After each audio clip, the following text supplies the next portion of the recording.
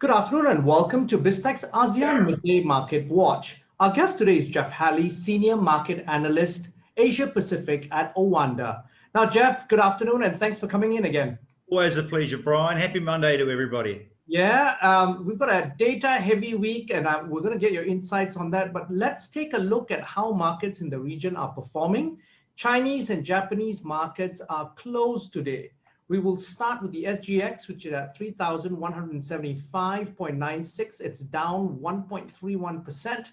Bursa Malaysia is at 1,239.39. It's up 0.8%. The Hang Seng is at negative 1.48%. It's at 28,300.52. The ASX 200 is pretty flat, but down slightly, 0.02% at 7,024.40. And rounding off the numbers, we've got the Kospi, which is at 3,141.02. It's down 0.22. Jeff, what do you make out of the market performances across the region this morning? Yeah. Sorry, I was just looking at them all myself, just off screen there. Look, yeah. I think we can say it comes down to COVID-19, to be honest. We saw markets retreat on Friday on Wall Street. Now, I suspect some of that is to do with month-end rebalancing. We saw some quite odd flows with the US dollar rising, but US yields falling. And so I think we need a confirmation from Wall Street tonight about those directional moves on Friday. But with China and Japan away today, what's standing out for me is that Hong Kong is down, and I believe that's down because of this ongoing battle that the Chinese government is having with big tech. Singapore's down with COVID-19 worries, as is Taipei.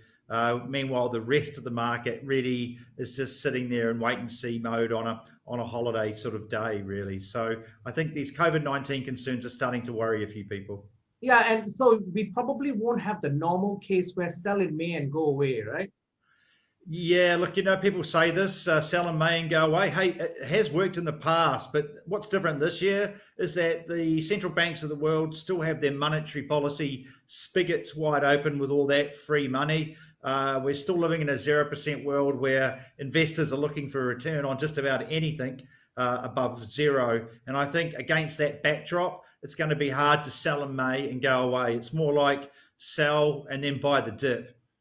Right. And coming to talking about investors and sagely investors, what was your takeaway from the Oracle of Omaha, Warren Buffett's, and his right-hand man, Charlie Munger's comments over the weekend? They talked about a variety of things, everything from Bitcoin to inflation. But what stuck out for you in terms of all their various comments?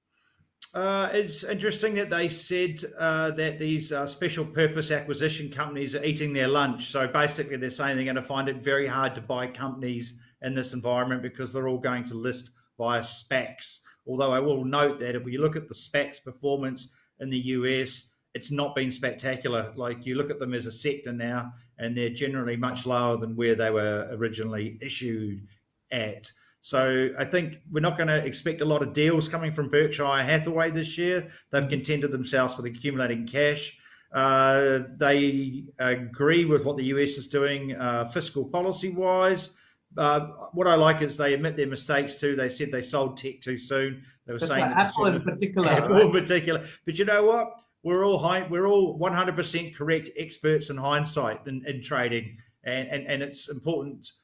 What I like about them is they just push it away and then move on. And that's one of the most important things you can learn about investing and trading. We're all geniuses in hindsight. At the time, though, you just never know.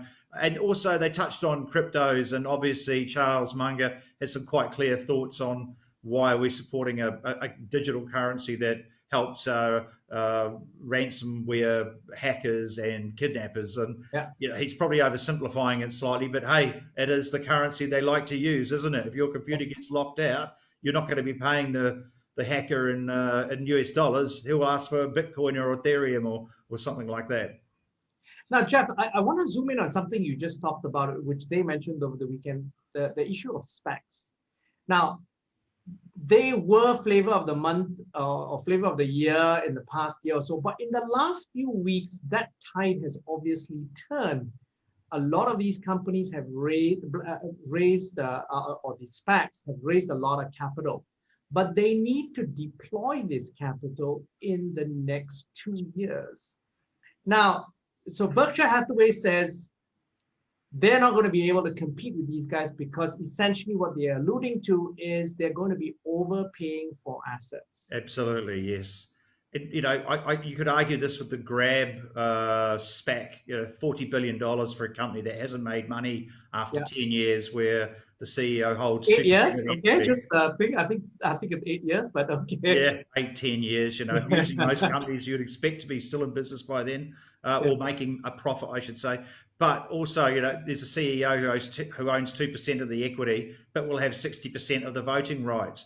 Yeah. Only in a rampant bull market where anybody pays for anything and the expectation of it will go higher, would those terms of engagement be, reasonably allowed? Yeah. So I think they're endemic of a market that is searching for returns in a 0% world and a rampant bull market. I think a lot of these, and it's allowing these perhaps medium-sized companies that perhaps weren't ready to IPO to actually IPO. Like, they wouldn't have really got their IPOs away if they went via the traditional routes. They might have been slurped up by Berkshire Hathaway or such like. So I think this is a symptom of a rampant bull market with loads of money slushing around looking for a home, and the SPAC space will be severely tested once we start getting into a proper market correction, which could be caused by the Fed tapering or something. So, and also I'm always saying to people, beware of investment bankers bearing gifts, which actually is a pretty sensible way to go as well. Usually one side makes money and it's not you. Yeah, absolutely. Especially if you're a small investor. Correct. Now, looking ahead this week, it's a very data heavy week. What are some of the key data and events that investors should be watching out for globally?